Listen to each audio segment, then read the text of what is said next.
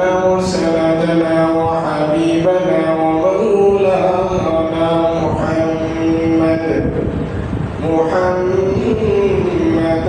عبد الله ورسوله صلى الله تعالى عليه وعلى آله وأصحابه وبارك وسلم تسليما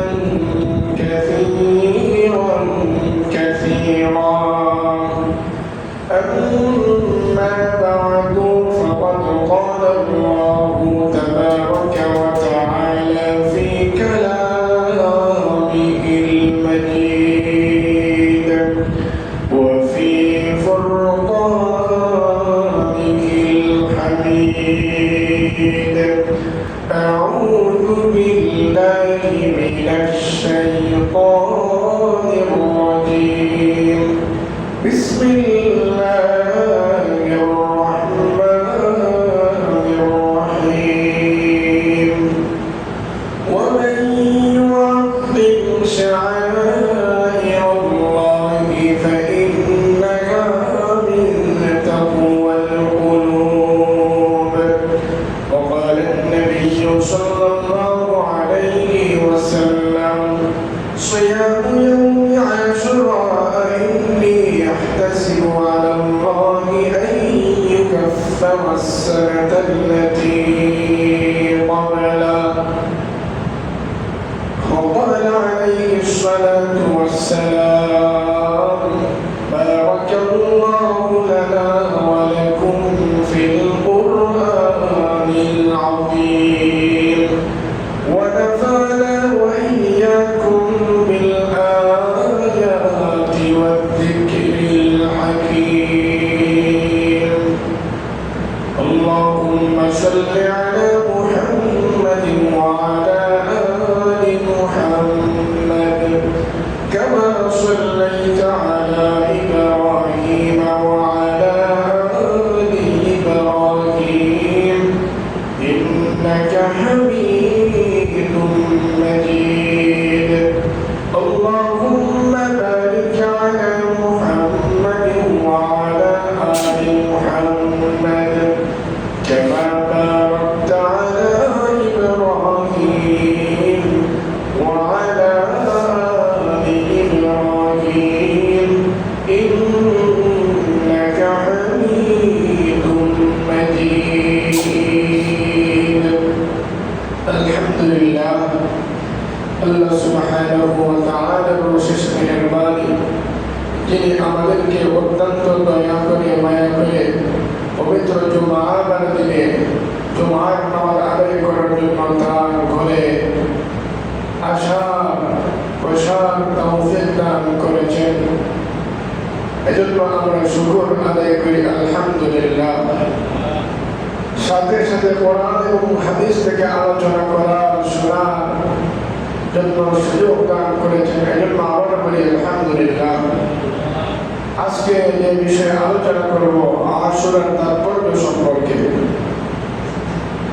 আল্লাহ সুবহানাহু ওয়া তাআলা আমাকে তৌফিক দান করলে কিছু আলোচনা করব প্রথমে আল্লাহর কাছে এই প্রার্থনা করছি আল্লাহ যেন আমাকে ইখলাসের নিয়তে কথা বলার এবং আপনাদেরকে আমলের নিয়তে কথা শোনার তৌফিক দান করুন সবাই বলুন আমিন উসমান বুজুর্গগণ মুহররম মাস আরবি মাসের প্রথম মাস মুহররম মাসের 10 তারিখ আশুরার দিন আমরা জানি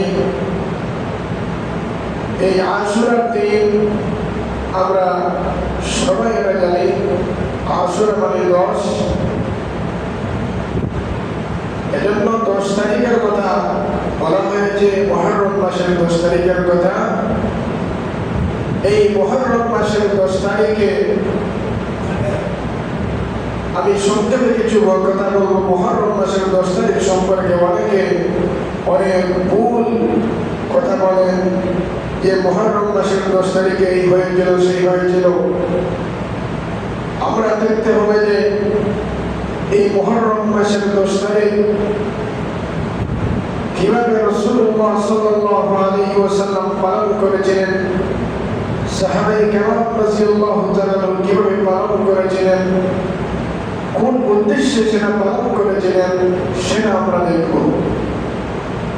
তাহলে হবে আসল পদ্ধতি মুহররম মাসের 10 তারিখ কোন হিসেবে আমরা পালন করব সে বিষয়টা দেখতে হবে। রাসূলুল্লাহ সাল্লাল্লাহু আলাইহি ওয়াসাল্লাম কোন হিসেবে তিনি ওই দিনটা পালন করতেন, ঠিক কিনা? আমরা মনে করি ওই দিনটা মনে করি হুসাইন রাদিয়াল্লাহু তাআলা কারবালার ময়দানে শহীদ হয়েছিলেন, এটা মনে করি ওই দিনে হয়েছে। আমরা মনে করি আশুরার দিন মানে হুসাইন রাদিয়াল্লাহু তাআলা শহীদ হয়েছেন ওই জিনিসটা বোঝানোর জন্য কারবালার ময়দানে, এজন্য আশুরা হয়েছে, আশুরার দিন দায়িত্ব করা হয়েছে। আমরা এসব মনে করি, আর অনেক কিছু মনে করি না। দুস্থ আর বুজুর্গরা আশুরা যে এসেছে একটা ইতিহাস হচ্ছে, লক্ষ্য করে শুনুন। এই কারবালার ঘটনা কিন্তু বিশ্বনবীর জীবদ্দশায় ঘটে নাই। এই কারবালার ময়দান কি কারবালার ঘটনা কিন্তু বিশ্বনবীর পরে এটা ঘটেছে। বিশ্বনবী যখন দুনিয়াতে নেই তখন কারবালার ঘটনা ঘটেছিল। হুসাইন রাদিয়াল্লাহু তাআলা নির্মমভাবে হত্যা হয়েছিলেন, নির্মমভাবে তাকে হত্যা করা হয়েছিল। আর আশুরা যে এসেছে, লক্ষ্য করে শুনুন, ইতিহাসটা আমাদের প্রত্যেকের জানা দরকার। আশুরাটা এসেছে বিশ্বনবী যখন মদিনায় গেলেন, যাওয়ার পর দেখলেন বনি ইসরাঈলরা অর্থাৎ মদিনার ইহুদিরা তারা রোজা রাখতেছে। কি রাখতেছে? রোজা রাখতেছে। তখন বিশ্বনবী জিজ্ঞাসা করলেন, তোমরা কেন রোজা রাখো? তারা বলল, ওই দিন হযরত মূসা আলাইহিস সালাতু ওয়াস সালামকে আল্লাহ রাব্বুল আলামিন তার কুদরতি ভাবে বাঁচিয়েছেন, এজন্য আমরা রোজা রাখি। বলেন সুবহানাল্লাহ। হযরত মূসা আলাইহিস সালাতু ওয়াস সালামকে ফেরাউন এবং তার বাহিনী দাওয়া করেছিল, আর মূসা আলাইহিস সালাতু ওয়াস সালাম তার বাহিনী নিয়ে সমুদ্রের দিকে রওনা হয়েছিলেন। আল্লাহ রাব্বুল আলামিন আল্লাহর কুদরতে সমুদ্রের মধ্যখান দিয়ে রাস্তা হয়েছিল। বলেন সুবহানাল্লাহ। আর ওই রাস্তা পার পর মূসা আলাইহিস সালাতু ওয়াস সালাম তার বাহিনীকে নিয়ে পার হয়েছিলেন। আর ফেরাউন যখন দাওয়া করেছিল, ফেরাউন যখন মূসা আলাইহিস সালাতু ওয়াস সালাম এবং তার বাহিনীকে আক্রমণ করার জন্য তাদের পিছন হয়েছিল, তখন কি হলো? তারা যখন মূসা আলাইহিস সালাতু ওয়াস সালাম তার বাহিনীকে যখন নিয়ে সমুদ্র যখন পার হয়ে গেলেন, তখন মূসা আর ফেরাউন তার বাহিনীকে নিয়েও তারা ওই রাস্তায় যাওয়া শুরু করলো। তখন ফেরাউন তার বাহিনীকে নিয়ে যখন সমুদ্রের মধ্যখানে যখন গেল, তখন কিন্তু দেখা গেল সমুদ্র আগের মতো হয়ে গেছে, তখন আর রাস্তাটা নাই। তখন কি করলো? এই ফেরাউন এবং তার বাহিনী সমুদ্রের মধ্যখানে ডুবে পড়ল। আর মূসা আলাইহিস সালাতু ওয়াস সালাম তার বাহিনীকে নিয়ে পার হয়ে গেলেন আগে। বলেন আবার বলেন সুবহানাল্লাহ। এই শুক্রবারে ইহুদিরা বনি ইসরাঈল অর্থাৎ মদিনার ইহুদিরা তারা রোজা রাখতেন। তখন বিশ্বনবী তখন জানতে পারলেন আর বললেন, তাহলে আমরা তোমাদের থেকে মূসা আলাইহিস সালাতু ওয়াস সালাম সম্পর্কে আমরা বেশি আরো শুকর আদায় করব। বলেন সুবহানাল্লাহ। মূসা আলাইহিস সালাতু ওয়াস সালামের জন্য আমরা বেশি আরো শুকর আদায় করব, আমরা বেশি আরো রোজা রাখবো। বলেন সুবহানাল্লাহ। বিশ্বনবী তখন বললেন, নাহনু আহাব্বু বিমূসা মিনকুম, তোমাদের থেকে আমরা মূসা আলাইহিস সালাতু ওয়াস সালামের অনুসরণ আরো বেশি করব। বললেন, তোমাদের থেকে মূসা আলাইহিস সালাতু ওয়াস সালামের অনুসরণ আমরা আরো বেশি করব। বিশ্বনবী বললেন, ফাসামাহু ওয়া আমারা বিসিয়ামি। বিশ্বনবী তখন মূসা আলাইহিস আলাইহিসসালামের অনুসরণ করে নিজেও রোজা রাখলেন এবং সাহাবায়ে কেরাম রাদিয়াল্লাহু তাআলা আনহুকে বললেন রোজা রাখার জন্য। বলেন না সুবহানাল্লাহ। এই হলো আশুরা দিনের তাৎপর্য।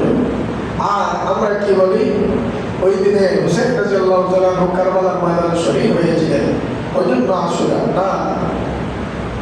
অনেক পরে হুসাইন রাদিয়াল্লাহু তাআলা এই ঘটনা হয়েছে, অনেক পরে। তখন বিশ্বনবী জীবিত ছিলেন না, ওই সময় হুসাইন রাদিয়াল্লাহু তাআলা এর ঘটনা হয়েছে। আমরা এই আশুরার ঘটনা থেকে আমাদের শিক্ষা কি হলো? আমাদের শিক্ষা হলো, আমরা যখন আল্লাহ রাব্বুল আলামিন আমাদেরকে কোনো নিয়ামত দান করবেন তখন আমরা এরকম শুকর আদায় করতাম। কি আদায় করতাম? শুকরিয়া আদায় করতাম। কারণ হলো মুসা আলাইহিস সালাম ছিলেন আমাদের পূর্বপুরুষ। কি ছিলেন? আমাদের পূর্বপুরুষ। এবং তার সাথে যারা ছিলেন তারাও কিন্তু মানে খাঁটি লোক ছিলেন, অর্থাৎ আল্লাহর খাস বান্দা ছিলেন। এজন্য তারা আমাদের পূর্বপুরুষ। এজন্য বিশ্বনবীও রোজা রাখছেন, সাহাবায়ে কেরামকেও রোজা রাখার কথা বলছেন। এজন্য আমরা যে কোনো নিয়ামত আল্লাহ রাব্বুল আলামিন যখন আমাদেরকে দিবেন তখন আমরা সেই নিয়ামত অনুযায়ী আমরা শুকর আদায় করব। যেমন মনে করেন আল্লাহ রাব্বুল আলামিন আমাকে ধন সম্পদ দান করেছেন, আপনাকে ধন সম্পদ দান করেছেন, ওই নিয়ামতের শুকর আদায়টা তখন হবে যখন আমরা আল্লাহর বাতা অনুযায়ী ওই সম্পদটা আল্লাহর রাস্তায় ব্যয় করব। আল্লাহর বাতা অনুযায়ী, আল্লাহর হুকুম অনুযায়ী আল্লাহর রাস্তায় ব্যয় করব। আল্লাহ রাব্বুল আলামিন আমাকে আপনাকে সুস্থতা নিয়ামত দান করেছেন। আল্লাহ রাব্বুল আলামিন আমাদেরকে অবসর সময় দান করেছেন। ওই সময়গুলা কি করবো? শুকর আদায় কেমনে করবো? আল্লাহর ইবাদতের মধ্যে লাগাইয়া আমরা শুকর আদায় করবো। আল্লাহর ইবাদতের মধ্যে লাগাইয়া আমরা শুকর আদায় করবো। বুঝতে পারছেন কি কথাটা? অর্থাৎ আল্লাহ যে নিয়ামত দান করে, ওই যে আসলে যে তাৎপর্য এটাই যে আমরা নিয়ামতের শুকর আদায় করবো। মুসা আলাইহিস সালামকে আল্লাহ রাব্বুল আলামিন এত বড় একটা পুরস্কার দান করেছিলেন। কেন? তিনি নবী ছিলেন, আল্লাহর জন্য তিনি তার এই ইসলামের দাওয়াত দিয়েছিলেন। আর আল্লাহ রাব্বুল আলামিন তার উপর রাজি এবং খুশি হয়ে তাদেরকে আল্লাহ রাব্বুল আলামিন বাঁচাইছেন। এজন্য মুসা আলাইহিস সালাম শুকরিয়ার রোজা রাখছেন। এরপর থেকে তার অনুসারী যারা আছেন বনী ইসরাঈলরা, তার বংশধর বনী ইসরাঈলরা, অর্থাৎ ইহুদিরাও রোজা রাখত। রোজা রাখত। এজন্য বিশ্বনবী বলে এই রোজা রাখার জন্য আমাদেরকেও রাসূল সাল্লাল্লাহু আলাইহি ওয়াসাল্লাম নিজেও রোজা রাখছেন এবং সাহাবায়ে কেরামদেরকেও রোজা রাখার জন্য উৎসাহ দিয়েছেন, তোমরাও রোজা রাখো। সুবহানাল্লাহ। বিশ্বনবী বলেন সিয়ামু ইয়াউমি আশুরা ইন্নী আহতাসিবু আলাল্লাহি আন ইউকাফিরা আস-সানাতাল্লাতী ক্বাবলা। বিশ্বনবী বলেন আমি আশা রাখি যে আশুরার দিন রোজা রাখলে আল্লাহ রাব্বুল আলামিন পিছনের এক বছরের গুনাহ মাফ করে দিবেন। কতদিনে? এক বছরে। কত দিনে? কয় মাস না এক বছর? কেমন এক বিশ্বনবী বলেন? বিশ্বনবী আরো বলেন আমাকে আল্লাহ রাব্বুল আলামিন আগামী বছর যদি হায়াতে জীবন দান করেন তাহলে আমি ওই একটার সাথে আমি আরেকটা রোজা রাখবো। ওই একটা রোজার সাথে আরেকটা আমি রোজা রাখবো। এজন্য দুইটা রোজা রাখা উত্তম। কয়টা রোজা রাখা উত্তম ভাই? দুইটা রোজা রাখা উত্তম। একটা রাখা মাকরুহ তানজিহ হবে। এইজন্য এই রোজা বিশ্বনবী যখন রোজা রাখছেন, এজন্য এই রোজাটা রাখা উত্তম, মুস্তাহাব। কি ভাই? মুস্তাহাব। এজন্য রাখলে রাখবো দুইটা। কয়টা রাখবো? 10-এর সাথে হয় 9 মিলাবো অথবা 11 মিলাবো।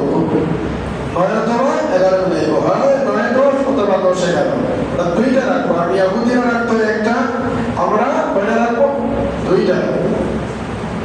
এই হইল এই আশুরা তাৎপর্য। কথা বুঝতে পারছেন? এই হইল আশুরার তাৎপর্যটা হইল আশুরার যে রোজা, যে আশুরার 10 তারিখে, এই হইল তার শিক্ষা। এখান থেকে আমরা শিক্ষা পাইলাম যে এই রোজাটা কেন আপনারা রাখছেন, বিশ্বনবীও রাখছেন, যে এটা শুকরিয়া আদায় করার জন্য। আল্লাহ যে এত বড় একটা বিপদ থেকে বাঁচাইছেন, এজন্য এই শুকরিয়াটার দ্বারা রোজা রাখছেন। এজন্য আমরাও আল্লাহ রাব্বুল আলামিন আমাদেরকে যখন নিয়ামত দান করবেন, যখন কোনো বিপদ থেকে আমরা বাঁচবো, তখন আমরাও এরকম আল্লাহর শুকর আদায় করবো নামাজের মাধ্যমে, দান সদকার মাধ্যমে, ভালো আমল করার মাধ্যমে। ঠিক আছে? তো বুঝতে পারছেন নি দোস্ত আর বুজুর্গ? 2 নম্বর বিষয়টা হইল ওই যে হুসাইন রাদিয়াল্লাহু তাআলা আনহু, ওই যে কারবালার ময়দান যে বলেন, সত্যি বলতেছি সময় কম, আমরা আরেক বিষয়ে আলোচনা করবো আজকে। হুসাইন রাদিয়াল্লাহু তাআলা আনহু সম্পর্কে সংক্ষেপে আলোচনাটা আমরা করে নিই। হুসাইন রাদিয়াল্লাহু তাআলা আনহু তখন কিন্তু বিশ্বনবী যখন এই আশুরার যে ঘটনা, মূল ঘটনা এটার জন্য, এর জন্য আশুরার রোজা এসেছে, কিন্তু এই কারবালার হুসাইন রাদিয়াল্লাহু শহীদ হয়েছেন, এর জন্য এই রোজা আসে নাই। তা বুঝতে পারছেন কি? কোনো মানুষ বলে যে এই কারবালার ময়দানে হুসাইন রাদিয়াল্লাহু তাআলা শহীদ হয়েছেন, এর জন্য রোজা আশুরার দিন, আসলে এটা নয়। কিন্তু হ্যাঁ, এটা সত্য, ওই দিন ওই আশুরার 10 তারিখ কিন্তু হুসাইন রাদিয়াল্লাহু তাআলা নির্মমভাবে শহীদ হয়েছে, এটা কিন্তু সত্য। কিন্তু ওই দিন কিন্তু এই আশুরার রোজাটা ওই কারণে আসে নাই। তো ওই দিন এটা কিন্তু সত্য, এটা কিন্তু সত্য। এর জন্য আমরা রাসূল সাল্লাল্লাহু আলাইহি ওয়াসাল্লামের নাতি হিসাবে আমরা কিন্তু মর্মাহত, কথা ঠিক কিনা? রাসূল সাল্লাল্লাহু আলাইহি ওয়াসাল্লামের আদরের নাতি হুসাইন হাসান রাদিয়াল্লাহু তাআলা আনহু, এজন্য রাসূল সাল্লাল্লাহু আলাইহি ওয়াসাল্লামের নাতিকে হত্যা করেছেন। এজন্য আমরা কিন্তু অত্যন্ত বেদনাতে আমরা কিন্তু অনেক কষ্ট আমাদের মনে, ঠিক কিনা? কিন্তু ওই দিন কিন্তু এটা ঘটে নেই। এই দিনকে কিন্তু, ওই দিনকে মানুষ কিন্তু সামনে রেখে অনেক কুকর্ম করে। যেমন মনে করেন একবার মানুষ আছে শিয়া সম্প্রদায়ের লোক, কোন সম্প্রদায়ের লোক? শিয়া সম্প্রদায়ের লোক। তারা ওই দিনকে সামনে রেখে, ওই দিনকে তারা এটা উসিলা বানাইয়া তারা ওই দিন এই যে বুকে চাকু মারে, আরো বিভিন্ন জিনিস করে তারা, এগুলো কুসংস্কার। এগুলো কি ভাই? কুসংস্কার। এবং বলে ইয়া হুসাইন, ইয়া আলী, ইয়া আলী, এরকম বলে, হায় আলী, হায় হুসাইন। দেখবেন এরকম মারে, শরীরের মধ্যে এরকম মারে, কথা ঠিক কিনা? রক্ত বাইর করে। আসলে এরা সম্পূর্ণ এগুলা, এটা হচ্ছে ভিত্তিহীন, এর কোনো দলিল নাই, কোনো প্রমাণ নেই, এগুলো সব নিজ থেকে বানায়। আর আরো কিছু জিনিস তারা করে, যেমন মনে করেন ওই যে তারা ওই কারবালার ময়দান নিয়ে তারা কিছু মিথ্যা প্রচার করে, এবং বলে তারা আলোচনা সভা করে, এবং বলে যে হুসাইন রাদিয়াল্লাহু তাআলা আনহু জিহাদের জন্য গিয়েছিলেন, জিহাদ করার জন্য গিয়েছিলেন। এবং আরো বলে তারা এই রাজতন্ত্র, হুসাইন রাদিয়াল্লাহু তাআলা আনহু ইয়াজিদের রাজতন্ত্রের বিরোধিতা করে এই গণতন্ত্র প্রতিষ্ঠা করার জন্য তিনি সেখানে গিয়েছিলেন, এরকম বলে, এরকম আরো অনেক কিছু বলে তারা।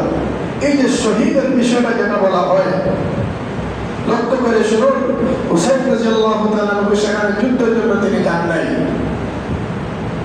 তিনি যখন মক্কা থেকে কুফায় তিনি যখন রওনা দিয়েছেন, তখন রাসূলুল্লাহ সাল্লাল্লাহু আলাইহি ওয়াসাল্লামের অন্যতম কয়েকজন সাহাবী ইবনে উমর রাদিয়াল্লাহু তাআলা আনহু, আব্দুল্লাহ ইবনে জুবাইর রাদিয়াল্লাহু তাআলা আনহু, আব্দুল্লাহ ইবনে আব্বাস রাদিয়াল্লাহু তাআলা আনহু, এরকম বড় বড় সাহাবায়ে কেরাম তাকে নিষেধ করেছেন, হুসাইন তুমি যাইও না, তুমি যাইও না, তুমি তোমার নানা দুনিয়া কিন্তু, তুমি কিন্তু যাচ্ছ কিন্তু খলিফা হওয়ার জন্য, তোমার নানা কিন্তু দুনিয়া কিন্তু চান নাই, তোমার নানার দুনিয়া চান নাই, তুমি দুনিয়া পাওয়ার জন্য, খলিফা হওয়ার জন্য তুমি এখানে যাইও না। কথাগুলো লক্ষ্য করে শোনো, এরপরে বুঝতে পারবেন। তখন তিনি গেলেন, তারা কিন্তু বললেন, একটা কথা লক্ষ্য করুন, সাহাবায়ে কেরাম রাদিয়াল্লাহু তাআলা যুদ্ধের জন্য কখনো তারা বলবেন না যাইও না। যুদ্ধের জন্য কেউ তারা বলে যুদ্ধের জন্য তিনি গেছেন। আসলে যুদ্ধের জন্য যদি হইতো তাহলে হুসাইন রাদিয়াল্লাহু তাআলা বলতেন যে তোমরা আমাকে নিষেধ করো কেন, তোমরা চলো আমার সাথে। কথা ঠিক কিনা? কিন্তু তিনি কিন্তু যুদ্ধের জন্য যান নাই। তাকে কুফার মানুষেরা তাকে মহব্বত করে তাকে চিঠি দিয়েছিল যে আপনি আসেন, আপনাকে আমরা খলিফা হিসেবে চাই। শত শত চিঠি হুসাইন রাদিয়াল্লাহু তাআলার কাছে এসেছিল। তখন এই তাদের দিকে তাকাইয়া হুসাইন রাদিয়াল্লাহু তাআলা তিনি রওনা দিলেন। এখানে একটা বিষয় আছে যে সাহাবীকে এরকম বলতেন যে হুসাইন তুমি যাইও না, তুমি নেপালের জন্য তুমি যাইও না। এটা কিন্তু বড়কে বলতে পারে, কিন্তু আমরা এরকম বলতে পারবো না। কথা বুঝতেছেন নি? এবং আমি আমার সমাজে একজনকে আমি বলবো ওরা তুমি বাইরে যাইও না, আর আপনি মানে ওলা অসুবিধা আমার বাড়ি এটা হইতে পারতেন না। আমার সমস্ত একটা উদাহরণ দিলাম। যেমন আমার মুরব্বী চাচা আছেন, আমার চাচার সমাবেশে জেনে আছে, তিনি এরকম বলতে যে তুমি বাইরে যাইও না, কথাটা ঠিকই না। কিন্তু তা মানে শুনে আসা বলা অসুবিধা পারে যে ইলা এবার মানে যাইও না, এটা বেয়াদবি নাকি? তা আমরা এরকম বলতে পারবো না। এটা মানে বুঝে যাবে ইতিহাস বোঝা যাবে যে এরকম ইতিহাস এসেছে। দুষ্টার বুঝে লক্ষ্য করে শুনুন, হুসাইন রাদিয়াল্লাহু তাআলা আনহু যদি যুদ্ধের জন্য যাইতেন তাহলে তিনি সাহাবায়ে কেরামদেরকে বলতেন তোমরা আমার সাথে আসো, কিন্তু তিনি যুদ্ধের জন্য যান নাই। এরপরে যখন কুফায় যখন গেলেন তখন কিছু কিছু মানুষ আরো কিছু বলে যে তিনি রাজতন্ত্রকে উৎখাত করার জন্য তিনি গিয়েছিলেন সেখানে এই গণতন্ত্র প্রতিষ্ঠার জন্য। আসলে তিনি তো এই কয়েকদিন হইল আর বলে যে তিনি দুঃশাসন ইয়াজিদ নাকি দুঃশাসন তিনি দেশে দুঃশাসন তিনি মানে শুরু করেছেন, এটা বন্ধের জন্য তিনি গিয়েছেন। আসলে তিনি কয়েকদিন হইলেও তিনি খলিফা হিসেবে নিযুক্ত হইলেন। সঙ্গে সঙ্গে যখন খবর পাইলেন কিছুদিন পরে হুসাইন রাদিয়াল্লাহু তাআলা আনহু চলে গেলেন। এটাও কিন্তু মিথ্যা কথা। আর বলা হয় যে ইয়াজিদ হুসাইন রাদিয়াল্লাহু তাআলা আনহুকে হত্যা করেছে, এটাও কিন্তু ভুল কথা। এটা ভুল কথা। ইতিহাস জানা থাকার সঙ্গে বলতেছি, এটা কিন্তু ভুল কথা। ইয়াজিদ হুসাইন রাদিয়াল্লাহু তাআলা আনহুকে হত্যা যিনি করেছেন তার নাম হলো উবাইদুল্লাহ ইবনে জিয়াদ। তিনি ছিলেন কুফার গভর্নর। দেখেন ইয়াজিদ কি বলে, ইয়াজিদ কিন্তু যদিও তিনি আল্লাহওয়ালা বুজুর্গ মানুষ নয়, তার বাবা ছিলেন মুয়াবিয়া রাদিয়াল্লাহু তাআলা রাদিয়াল্লাহু তাআলা। রাসূলের অন্যতম সাহাবী হযরত মুয়াবিয়া রাদিয়াল্লাহু তাআলার সন্তান ছিলেন ইয়াজিদ। কথা বুঝতে পারছেন? এখন খলিফা ওই যে তারা যে বলে যে তিনি যে রাজতন্ত্র তিনি শুরু করে দিয়েছেন, এজন্য এটাকে গণতন্ত্র প্রতিষ্ঠার জন্য তিনি খলিফায় তিনি গেলেন, এটা কিন্তু ভুল কথা। কারণ হয়ে গেল তখনকার যুগের মানে খলিফা নিযুক্তের নিয়ম যেমন আবু বকর সিদ্দিক রাদিয়াল্লাহু তাআলা আনহু তিনি মনোনীত করে দিয়েছেন উমর রাদিয়াল্লাহু তাআলা আনহুকে। এইভাবে মুয়াবিয়া রাদিয়াল্লাহু তাআলা আনহু তার সন্তানকে খলিফা হিসেবে মনোনীত দিয়েছিলেন। এটা ছিল তখনকার সিস্টেম। কথা বুঝতেছেন? এটা ইসলামী সিস্টেম, ইসলামী রাজনীতি সিস্টেম। এটা হইল এখন প্রশ্ন দেখতে পারে যে মুয়াবিয়া রাদিয়াল্লাহু তাআলা আনহুর সন্তান আর হুসাইন রাদিয়াল্লাহু তাআলা আনহুর মধ্যে পার্থক্য কি? হুসাইন রাদিয়াল্লাহু তাআলা আনহু কিন্তু ইয়াজিদ থেকে অনেক আল্লাহওয়ালা বুজুর্গ ছিলেন। কথা বুঝতে পারছেন? ওনার পরহেজগার, উনি বেশি পরহেজগার ছিলেন, বেশি আল্লাহওয়ালা ছিলেন। এজন্য তিনি এই আজীবন প্রতিষ্ঠার জন্য তিনি সেখানে রওনা হয়েছিলেন। আর ওই যে বলেন যে যুদ্ধের জন্য তিনি গিয়েছেন, যদি তিনি যুদ্ধের জন্য তিনি যাইতেন, যখন তাকে ইয়াজিদের বাহিনী তখন তার জন্য যুদ্ধের জন্য মোকাবেলা তারা যখন শুরু করলো, তখন তিনি তিনটা প্রস্তাব দিয়েছিলেন। কয়টা প্রস্তাব? তিনটা প্রস্তাব। প্রথম নম্বর প্রস্তাব হইল, তোমরা আমাকে মারিও না, আমাকে তোমরা মক্কায় যাতে আমি সসম্মানে যাতে আমি যাইতে পারি, আমাকে এই সুযোগ তোমরা দাও। দুই নম্বর বললেন, আমাকে অনুমতি দাও, আমি এমন একটা শহরের পাশে যাই, আমার বাহিনী নিয়ে, যেখানে অপর পারে কাফিররা আছে, ওদের মোকাবেলা যাতে আমি করতে পারি। তিন নম্বর প্রস্তাব দিয়েছিলেন, আমাকে তোমরা এই অনুমতি দাও, আমি যাতে ইয়াজিদের সাথে সরাসরি আলাপ করতে পারি, কথা বলতে পারি। তিনটা প্রস্তাব দিয়েছিলেন। তিনি কিন্তু যুদ্ধ করার জন্য যদি চাইতেন, তাহলে যুদ্ধের ময়দান থেকে আসা কিন্তু হারাম। যুদ্ধের ময়দান থেকে বাকি আসা কি হারাম, এটা কিন্তু সম্পূর্ণ হারাম। যুদ্ধের জন্য তিনি যান নাই। ওই যে যারা বলে যুদ্ধের জন্য গিয়েছে, এটা সম্পূর্ণ বানোয়ার কথা, এটা ভিত্তিহীন কথা। এর আশা করা যে বুঝতে পারছেন। এরপরে বলে যে হত্যাকারী ইয়াজিদ কি বললেন? কুফার গভর্নর উবাইদুল্লাহ ইবনে জিয়াদকে বললেন, ইয়াজিদ তুমি হুসাইন রাদিয়াল্লাহু তাআলা ইবনে আলী, হুসাইন ইবনে আলী রাদিয়াল্লাহু তাআলা কুফায় আসতেছে, তুমি তাকে এমন ভাবে তাকে তার পথ বন্ধ করে দাও যাতে সে কুফায় যাতে ঢুকতে না পারে, কুফায় যাতে ঢুকতে না পারে। এই কথা তিনি বলেছিলেন ইয়াজিদ। কিন্তু উবাইদুল্লাহ ইবনে জিয়াদ কি করলো? সে বলল, বাদশার প্রতিদ্বন্দ্বী যিনি আছেন তাকে যদি হত্যা করে ফেলেন, তাহলে তো বাদশার বেশি খুশি হবেন। কথাটা বুঝতে পারছেন? তিনি কে বললেন, বাদশার প্রতিদ্বন্দ্বীকে যদি আমি শেষ করে দিই, তাহলে তিনি আরো বেশি খুশি হবেন। তখন উবাইদুল্লাহ ইবনে জিয়াদের বাহিনীকে সে আদেশ করলেন, তাকে তোমরা হত্যা করিও। এটা কে বলেছে? ইয়াজিদ কি বলেছে? তুমি সব রাস্তা বন্ধ করে দাও, যাতে হুসাইন যাতে এই কুফায় যাতে ঢুকতে না পারে, সব রাস্তা কি করে দাও, বন্ধ করে দাও। এটা বলেছিলেন ইয়াজিদ। কিন্তু উবাইদুল্লাহ ইবনে জিয়াদ কি করলো? সে তার মত, সে এনাম পাওয়ার জন্য, পুরস্কার পাওয়ার জন্য সে এরকম করলো। বললে যে যদি বাদশার যদি প্রতিদ্বন্দ্বীকে যদি আমি শেষ করে দিই, তাহলে তিনি আরো বেশি খুশি হবেন। তখন আরো লক্ষ্য করে শুনি, ইয়াজিদের সামনে যখন তার মাথাটা যখন নিয়ে যাওয়া হলো, হুসাইন রাদিয়াল্লাহু তাআলা ওর মাথাটা যখন ইয়াজিদের সামনে যখন নেওয়া হলো, তখন ইয়াজিদ কি বললেন লক্ষ্য করে শুনি। ইয়াজিদের চোখের পানি চলে আসবে এবং তিনি কাঁদা শুরু করলেন মাথা দেখিয়া, আর বললেন, এই উবাইদুল্লাহ ইবনে জিয়াদ সম্বন্ধে বললেন, আমি কি তখন দিয়ে গালি দিয়ে বললেন, আমি তো অমুককে বলেছিলাম সে তাকে হত্যা করার কথা, আমি তো বলেছি শুধু এই কথাটা যে সে যেন এই আমার কুফার ভিতরে যাতে ঢুকতে না পারে, আমি শুধু এই কথাটা তাকে বলছিলাম।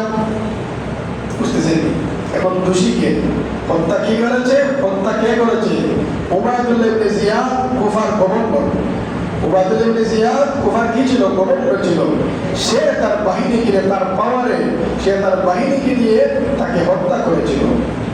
এবং কে দোষী? কে হত্যা করেছে? উবাইদুল্লাহ ইবনে জিয়াদ হত্যা করেছে। আমার বন্ধুগণ, এই প্রেক্ষাপটে মুআবিয়া রাদিয়াল্লাহু তাআলা আনহুকে মানুষ অনেক বিভ্রান্তমূলক কথা বলে। মনে রাখবেন, কোন সাহাবায়ে কেরামকে নিয়ে বিভ্রান্তমূলক কথা বললে ঈমান থাকে না। সাহাবায়ে কেরামের দোষ খুঁজলে ঈমান থাকে না। আহলে সুন্নাত ওয়াল জামাতের যারা উত্তরাধিকারী, তারা কখনো কোনো সাহাবীর, আদনা সাহাবীর সমালোচনা করে না। মুআবিয়া রাদিয়াল্লাহু তাআলা এমন একজন জলিল কদর সাহাবী ছিলেন, তিনি রাসূলুল্লাহ সাল্লাল্লাহু আলাইহি ওয়াসাল্লামের ওহী লিখতেন। কি লিখতেন? ওহী লিখতেন। যারা ওহী লিখতেন তাদের মধ্যে তিনি একজন ওহী লেখকদের মধ্যে একজন ছিলেন হযরত মুআবিয়া রাদিয়াল্লাহু তাআলা আনহু।